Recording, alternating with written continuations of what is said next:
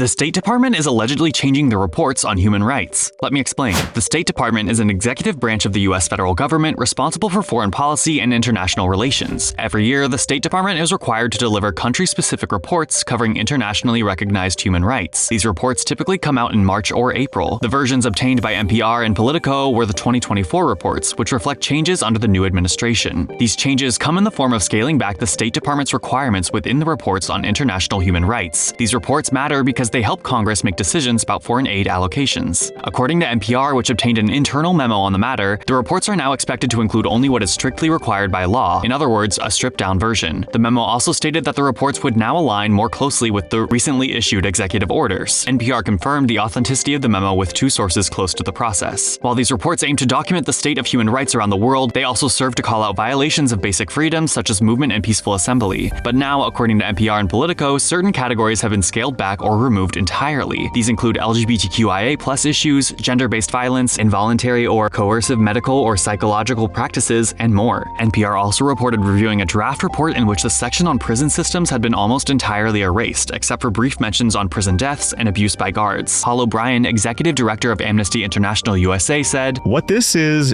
a signal that the United States is no longer going to pressure other countries to uphold those rights that guarantee civic and political freedoms. The ability to speak, to express yourself, to gather, to protest, to organize." In a statement to Fox News, a senior State Department official pushed back, saying NPR's findings were misleading and misguided. The official added, "This year's modifications are critical for removing report redundancy, increasing readability, maintaining consistency with U.S. statutes, and returning focus to human rights issues rather than political bias." What do you think about the State Department's change in reporting on human rights? Let us know in the comments.